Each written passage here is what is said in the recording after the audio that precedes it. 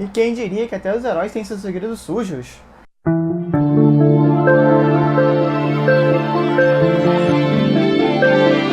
Olá, amigos! Sejam bem-vindos a mais um Quero na Minha Estante, episódio de quadrinhos. E hoje o quadrinho que nós vamos falar é Guerra Secreta da Marvel. Primeiramente, não confundir Guerra Secreta com as Guerras Secretas, aquela outra série que é uma merda clássico dos anos 80. Bem, esse quadrinho que eu lhes trago hoje é fruto da parceria de Brian Michael Bendis nos roteiros e desenhos de Gabriele Del Lotto. Sempre que eu falo o nome italiano não dá vontade de fazer aquela mãozinha, estereótipo. Bem, então vamos à sinopse do quadrinho. Em Guerra Secreta, o Coronel Nick Fury, diretor da S.H.I.E.L.D., descobre que uma mente maligna está financiando alguns supervilões. Decidido a acabar com essa ameaça, Fury reúne uma super equipe composta de Homem-Aranha, Wolverine, Luke Cage, Demolidor e o Capitão América. Um ano depois dessa missão, o passado volta a assombrar os integrantes dessa equipe, enquanto uma série de eventos começa a ameaçar nossos heróis e os seus entes queridos. Bem, amigo, essa edição que está aqui em minhas mãos é a edição da editora Savalt, de capa dura. Eu contém os 5 números dessa minissérie. Eu sempre acho muito legal como é incrível você conseguir fazer qualquer história reunindo super-heróis. E essa história tem um tom bem diferente de costuma ter as aventuras do universo Marvel. Ela tem um tom mais de espionagem, um tom mais sombrio, cheio de segredos. Mas vamos à parte que interessa, a história. Começa quando Nick Fury descobre que uma primeira-ministra de um país fictício chamado Latveria está financiando criminosos. Ele apresenta as provas para o Conselho Nacional de Segurança da Casa Branca e o que eles fazem? Nada. Bem, sem o apoio do governo, só resta Nick Fury uma coisa: xingar no Twitter? Não, montar uma super equipe e resolver ele mesmo a situação. E toda a história se desenrola dessa forma: o Nick Fury tentando montar uma super equipe em segredo dos Estados Unidos e resolvendo por conta própria. E o pior, é que ser uma missão rápida e eficaz e que ninguém ficasse sabendo de nada. Eles concluem a missão, todos voltam felizes para casa, Nick Fury apaga a memória deles, ninguém se lembra de nada, com exceção do Capitão América, e todos vivem sua vida felizes para sempre. Mas, sinceramente, vocês acham que não ia dar merda? Óbvio que vai dar merda. Um ano depois, eles começam a sofrer atentados. E o pior, não sabem nem porquê. E quando o primeiro herói é atacado e acaba em coma, é aí que Nick Fury percebe a merda que fez.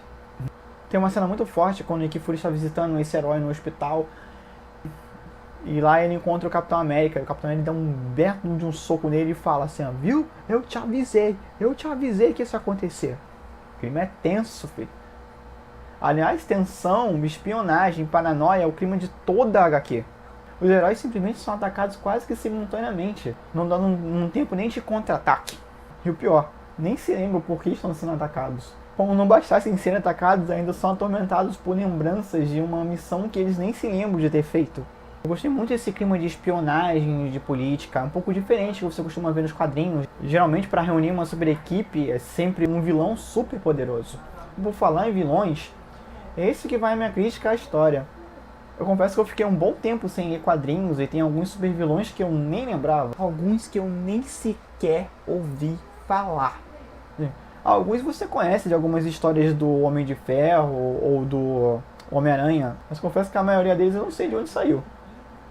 Uma coisa interessante dessa Guerra Secreta é que, ao fim de cada volume, eles colocaram os extras como se fossem arquivos da S.H.I.E.L.D., onde tem interrogatório que foi feito com um super vilão ou com algum outro personagem da história. E o melhor, tem a ficha de todos os personagens que participaram daquele volume. E mesmo que você não conheça alguns super vilões, você acaba conhecendo eles na HQ, o que é um ponto muito positivo. É engraçado você ver o desenrolar da história, na tentativa dos heróis de tentar desenterrar esse passado que eles nem sequer lembram, e como a coisa vai ficando fedendo cada vez mais, até o ponto de Nick Fury não conseguir mais esconder e revelar o que de fato aconteceu. Aí você vê o dilema que a HQ tentou levantar. Onde você é capaz de ir para proteger o seu país? Será que você na posição do Nick Fury faria a mesma coisa? Outra coisa que me incomodou foi a vilã final. Eu não gostei muito da motivação dela.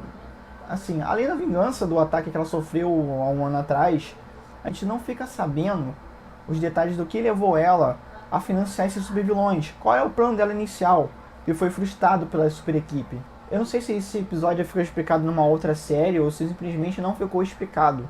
Eu achei que ficou faltando esse pequeno detalhe, achei que foi um furo desagradável. Outro ponto interessantíssimo na HQ, sem dúvida, é a arte. Cara, a arte do Gabriel é excelente. Os detalhes que você tem em cada quadro e o cuidado que ele tem com a pintura para deixar um clima bem tenso, bem sombrio a história, como uma história de espionagem deve ser, é realmente fascinante. Não é à toa que a série levou um pouco mais de um ano para ser concluída. Agora, uma coisa que eu não gostei muito na HQ, sem dúvida, é o uniforme do Wolverine, cara. Eu prefiro muito mais aquele uniforme aí que ele tem a máscara. Wolverine de cara limpa, pra mim, não combina. Então, amigos, fica aí a recomendação. Se vocês gostaram dessa mistura de intriga política, espionagem com heróis, sem dúvida, Guerra Secreta é uma aquisição em tanto para sua coleção. Guerra Secreta é para você ler e ter na estante.